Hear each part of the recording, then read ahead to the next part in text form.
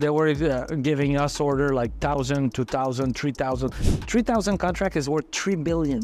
I have seen guys selling down like $1 under the market, okay? And guys standing right next to them trying to buy. So Goldman Sachs, let's say, for example, they're passing orders to you.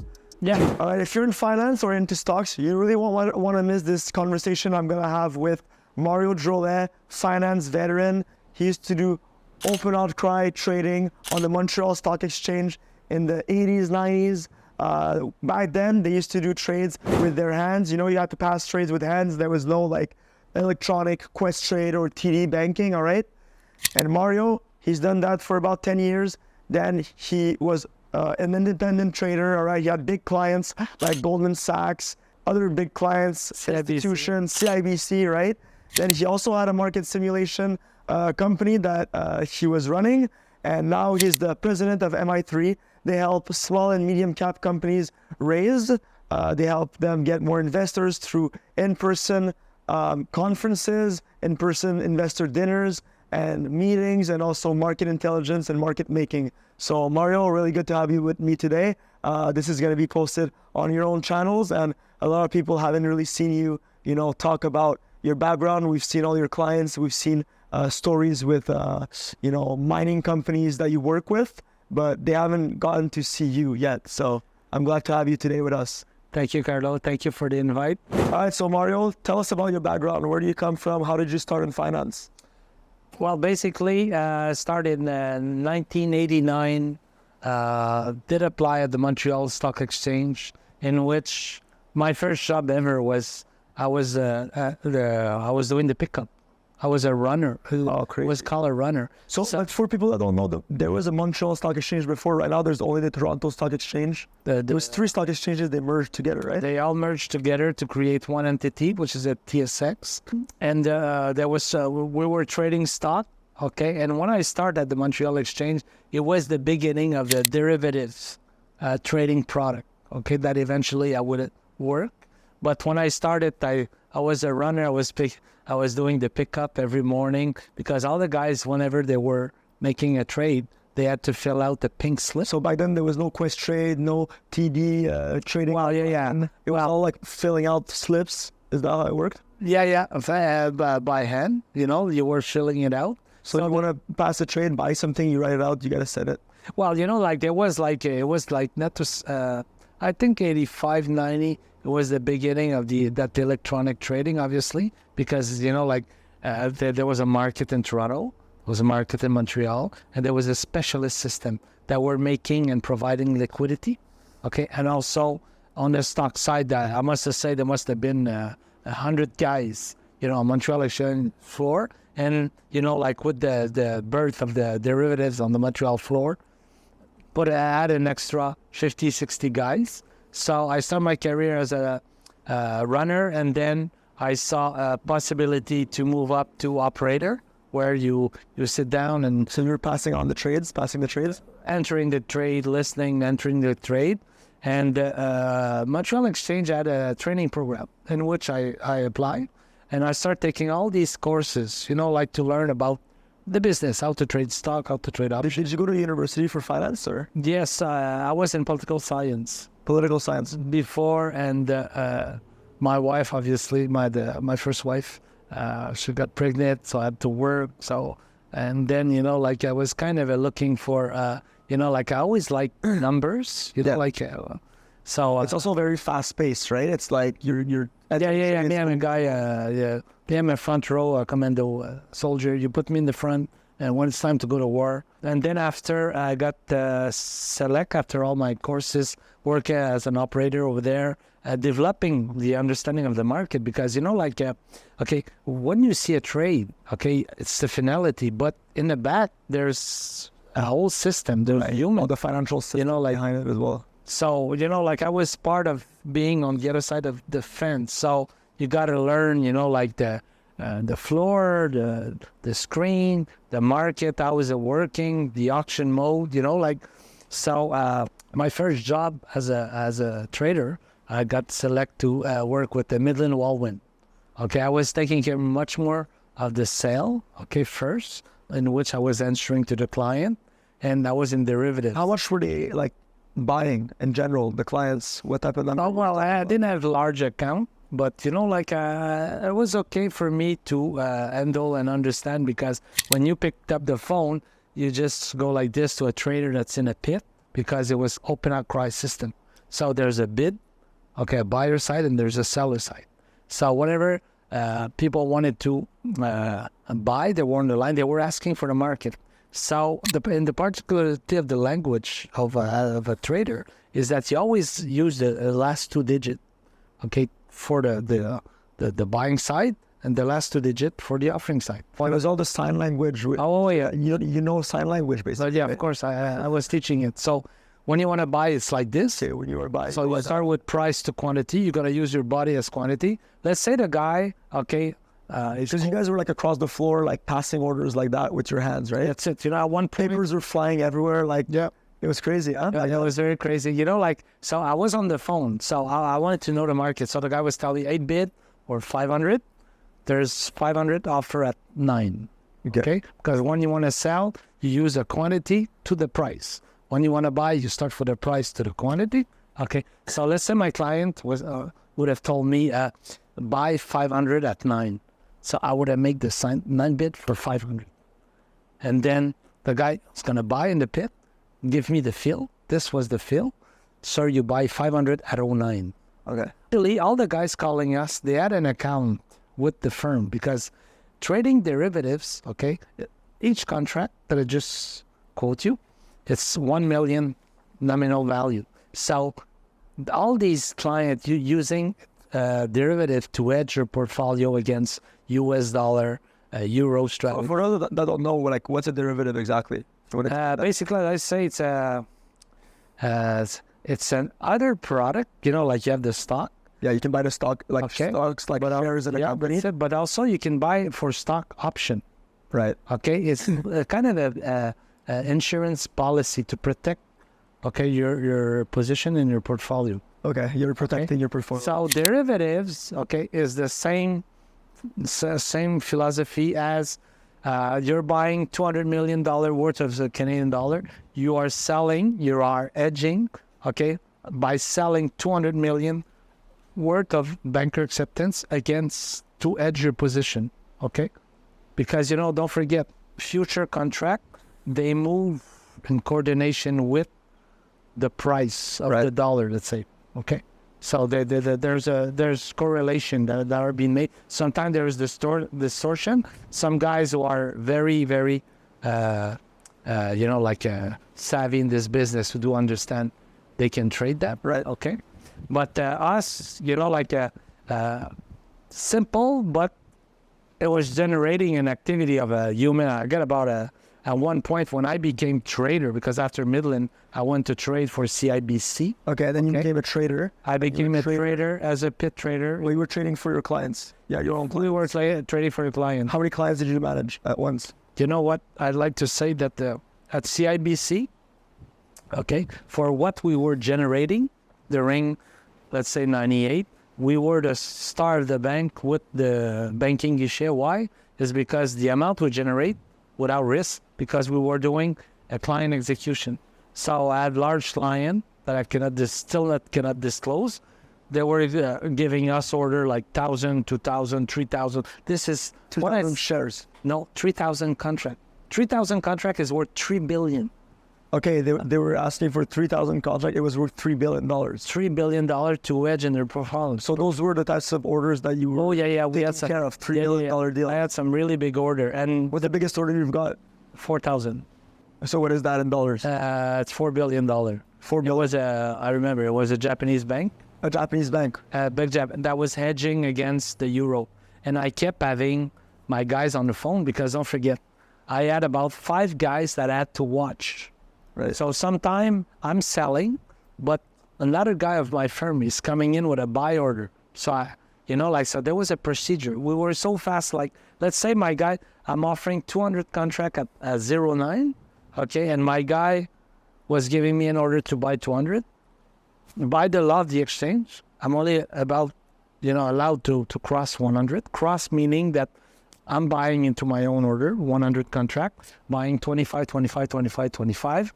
You bought 200, hey, and for the other one that was selling, hey, you sold 100 at 9, I still had 100 at 9. That's how fast it was. Like, it was amazing. You know, and sometimes it was so fast that we had operator. You can't be sleepy at work. No.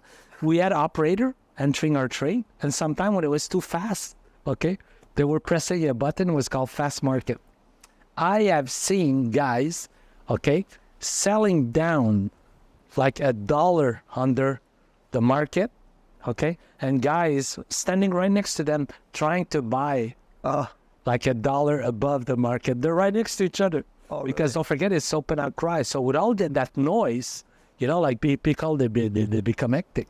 And don't forget, if I have, let's say, 500 at 0.9, but the guy wants to buy $1 up of my offering order, and I won't let this happen. So you have to be the sense, okay, of hearing, looking, and displaying. Crazy. Okay, was like at more than 100% plus. You had to write. One day, I end up buying 4,000 contract. Okay, the guy on the line looks at me and says, hey, 4,000, because the thousands are right here. Okay, 1,000. So you 4,000. The hundreds are here. The tens are here. Okay, and the unity is here. Tens, 100. So let's say a guy was saying to me, okay, so 809, let's say 8 bid offer at 9. The guy said 9 bid, 469. Yeah, so it was really fast paced. You were like in Fast pace. It was all by hand. It was same opening hours as the market today. Us, we were opening at 8 o'clock, finishing at 3. 8 to 3. Okay, to follow Chicago. Oh, okay. Chicago was opening at 7, closing at 2. Okay, and then after 3, did you still have work to do, sell stuff, or it was like No. Well, we had guys that was there were whenever I was trading, I was not stepping out. Okay, so whenever I was trading about 100, I was putting it on a pit card. I was giving it to my colleague. He was entering it in the machine to match the trade. Right. Okay. If I bought from you, okay, and you thought that you bought also from me, because these things kind of happen. You know, like I'm buying, and you know, like you were a buyer too. You think I'm selling it, and you know, but it's me buying. Then we had a camera video with a mic that was, and we can go back. You know, okay. And hey, you know, like I was. Have you ever seen like things happen that are like, you know, like shouldn't happen and like went through? Well, I'd like to say the Montreal Exchange had pit official in the pit with us. It was very well regulated. Like everybody Was very, very well regulated. Plus, anyone ever tried something funny and they got fired? well, one time I yelled because my guy, okay, I had, like I told you before, 5 guys, okay? We had one of our biggest guy was connected to the CIBC trading desk in Toronto. Okay. So whenever these guys, they were using derivatives to hedge. So sometime ahead of a news, or, you know, like whatever is happening on their side, okay, I could see my guy and go up, just go like this. So one day I yell, hey, bid, okay, 20 guys charged me. Okay, our pit was one level like this guy, okay, above the ground, plus 3. Okay, 3 down, because I had about 30, 40 guys in front of me, all on a daily basis. All these guys, they turn around because I'm buying everything. So they charge me. And usually all the guys who were carrying a lot of papers from firms, different firms, were standing up on the top, because, you know, like I have to look at my guys. Okay. And then with the charge, they throw me out of the pit in which I fell into a garbage can. So that was kind of funny. Everybody was laughing. But, you know, if I say I'm buying it. Because you were standing up. Yeah. So you fell down into that. I fell down. Like I think it was I. Like, it was a physical job that also. Very, very physical. I'd like to say that. Physical, mental, just like wired the whole time. A lot of firm were hiring a basketball player, like my partner Terry in the pit. Okay, it was 6'7". There was 6'7". Yeah, there was 2-3 football players. Why did I? So that helped for the job because it was physical, because they're like really like used to being focused for the whole game. Well, the thing is that, okay, because you could see, I was doing the front month, which was the biggest, where we had the most volume. But don't forget, whenever they let's say a client, okay, bought the share of the month of March, okay, but wants to roll his position. So we had another product in the middle called spread. Okay, so the guy can sell March to buy June. Okay, so let's say, remember what I told you, I was handling orders sometimes. I had 5-6 orders on both sides, and I need to cross. And if you give me 200 to sell at 9 and my other guy go 50 at 9, when I'm crossing 100, okay, you sold 75, you sold 25 only. You understand? You had to, okay, and how much you have left? You know, like you have to deduct this out of your own selling, okay? But don't forget, if I'm working on the spread, because sometimes we have some order. Sometimes we have big client, they say, okay, 800 spread at, let's say, 0.1. Okay, so if I'm selling at 9, I can buy the June on the other side. Right. So I was sending, let's say I sell all my June, okay? It's easy to say buy 800 as long as June is still there. Because don't forget, these trades, they were so fast. Like, yeah. So sometimes you only sell 100, buy 100, you know, like, so it's getting him in order. So you did that for how long? You were I like to say that in the pit, I start in, I would say, 94 up to 2000. okay. And then what did you do after that? After that, because on my last year on the floor, I have worked about for 7 years, 8 years with CIBC. And then I decide to go as an independent jitney trader. Okay. In which, you know, like... you wanted to be an independent trader, have your own clients? And I had my own client. I was charging $1 per contract. Okay. Someday I was doing 2, 3, 4, 5,000 contract per day, let's say. So that was kind of... So you're having big days? Oh, yeah, very, very big days. So it was not always because, you know, like maybe the last year, the future contract utilization start coming off. So, you know, like I was expecting... That doesn't exist anymore. No, that doesn't. That was only open outcry. So I did work with a company called Jitney Futures, okay? And as we were... You were affiliated with them, or you were independent? Is that how it worked? Yeah, I was independent. We were working with them. So we had about... and were you able to get some of the clients from like you had before? You had to build... Yeah. I kept my CIBC as a client. I had Goldman. I had some others, okay? Goldman Sachs? Yeah, Goldman Sachs. They had an operation. So that was one of your clients? Yeah. So you had Goldman Sachs, CIBC. Which other big names did you have as clients? I'd like to say I was... And explain the mechanism a bit. Like, so Goldman Sachs, let's say, for example, they're passing orders to you. Yeah. What's their goal? What are they trying to do? They're trying to hedge? No, yeah. Well, sometimes you don't know what's in the back of the strategy, but they have a strategy. They want to buy. They call, and Goldman Sachs, they didn't have anybody in the pit.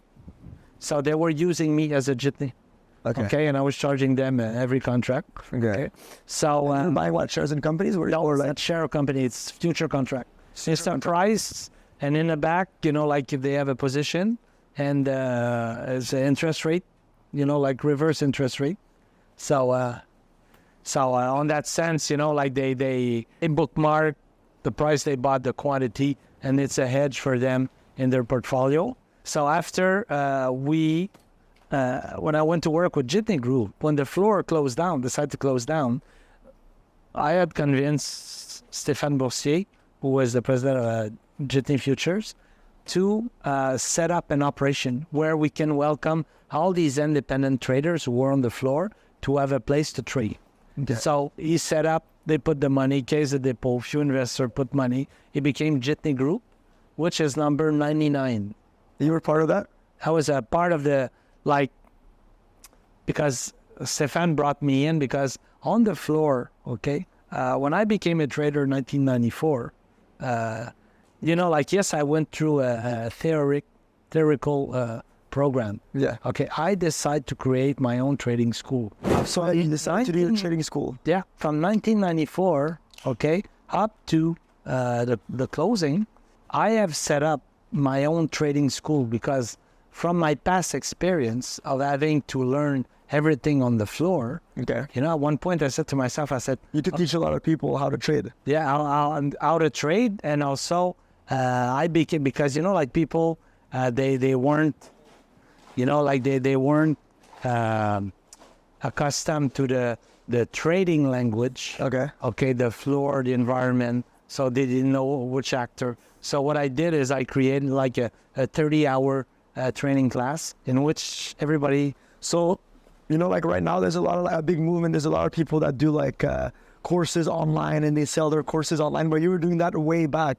Back, and it was not online. It wasn't even a thing. It was practical. At the end of the closing every day, It was in person. it was an in-person. Guys who were new in the business were wearing jacket. We were putting them on the phone. We were simulating. Oh, you were doing simulations of them buying orders, doing trades after that. So you were there. It was 30 hours, and after those 30 hours, they were kind of ready to go trade. The exchange was giving them, okay, their certification, okay, to have their badge on the floor. Okay. After my courses. But it was your course. It was my course, but I was working in tandem with the Montreal Exchange. You know, like since like even the 1990. How did that happen? You went and you pitched them? You told them, like, well, I want to do a course? Well, at one point I met with a gentleman called Charles Langford.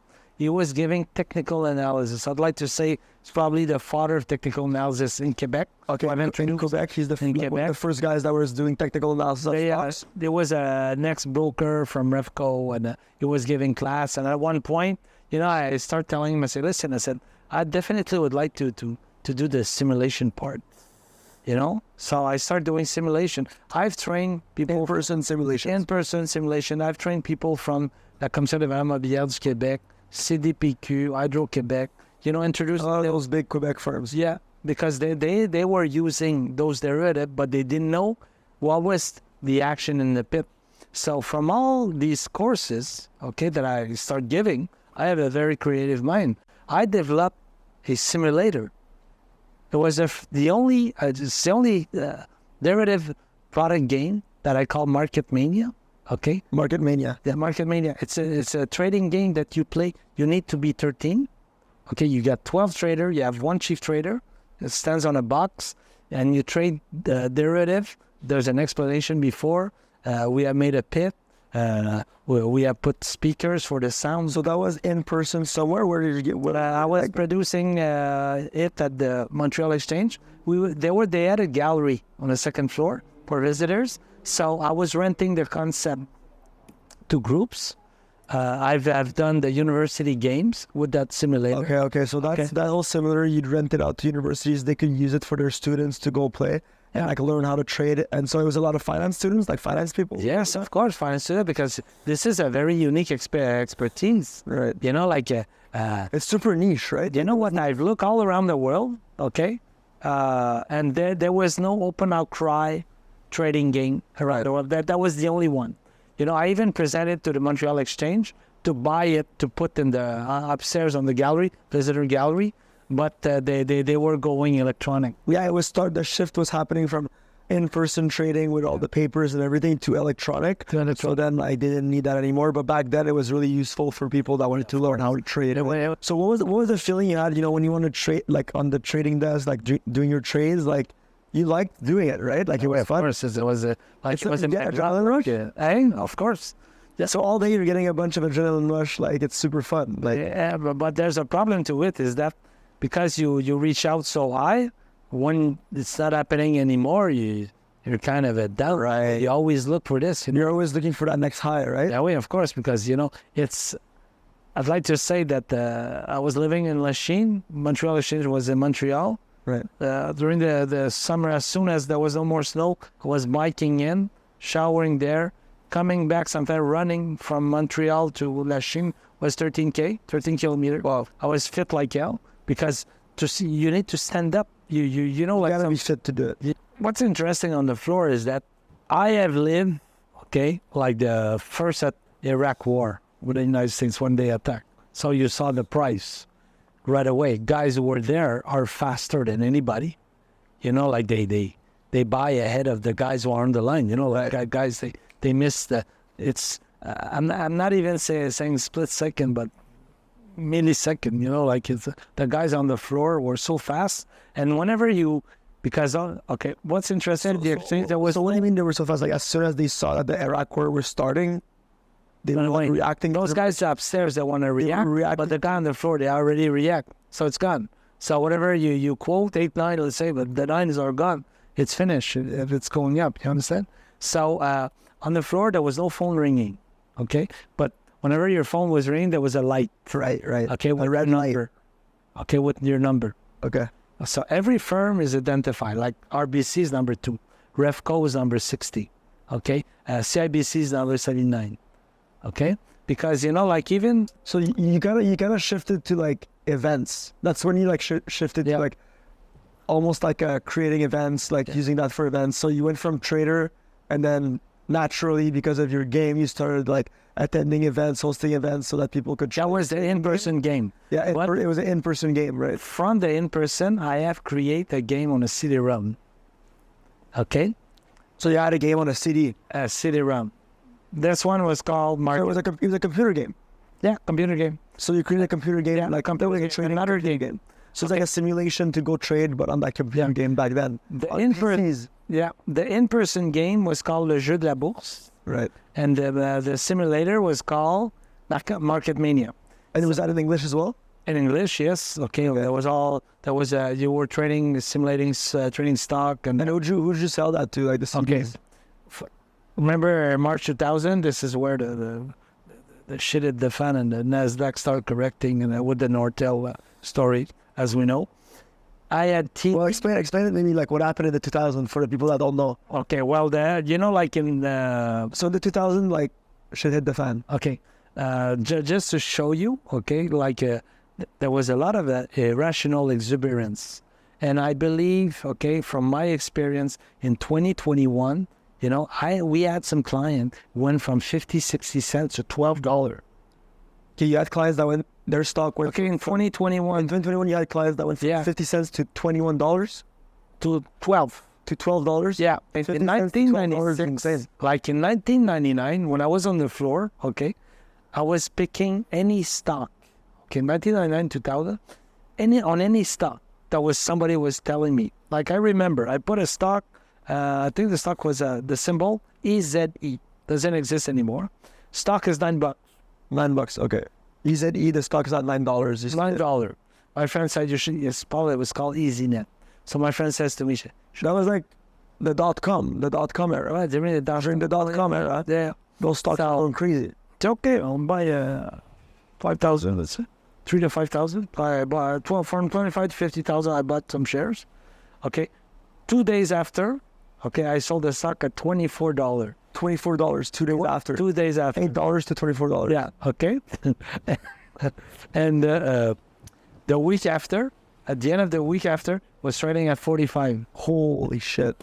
And what do you think of the stocks now, like the ones that are going up a lot, like NVIDIA? We've been looking into those stocks that are like really like hype right now. What do you think of them? I love to say that everything is manipulated. There's a lot of people making money right now.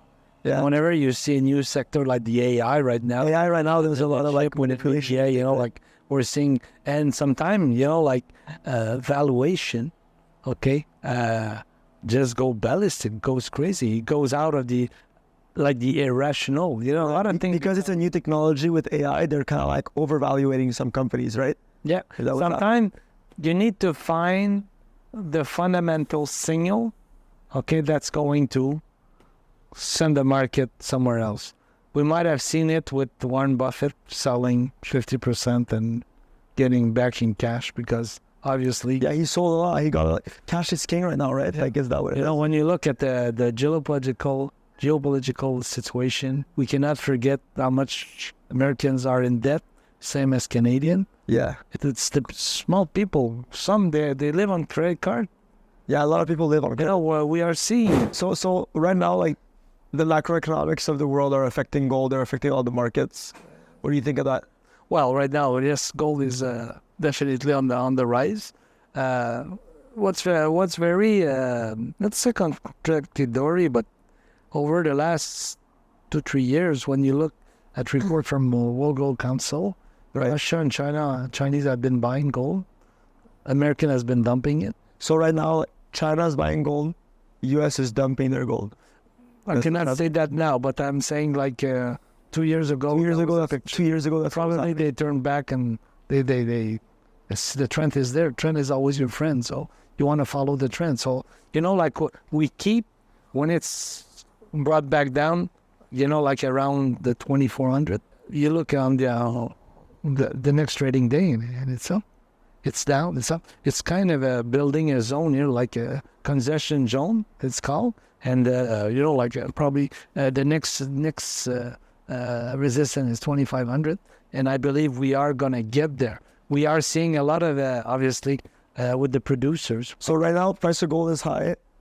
Producers, companies that produce gold, they're reacting, and their stock is going up a lot, doing right? very well. And now we're kind of like waiting for maybe exploration companies. It might trickle down to them. Hopefully, maybe. So, I'd like to say that for exploration companies, it's a flight to quality.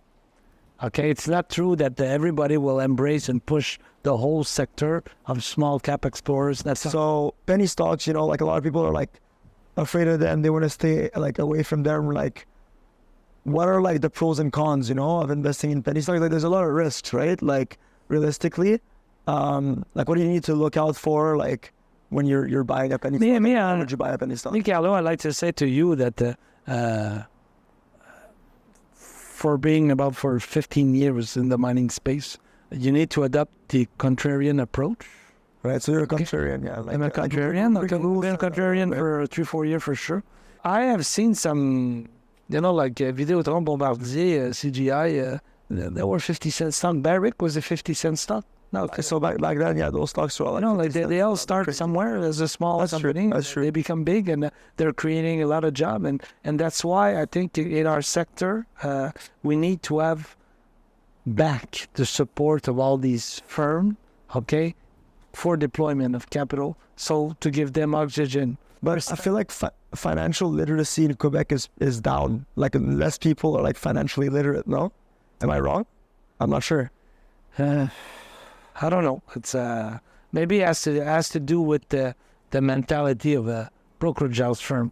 Okay, before the bank came in, okay, brokerage house firm have more latitude toward investment and things like that. Now with the bank owned, they are risk averse, and they tend to select guys that brings asset that they do what we call manage money.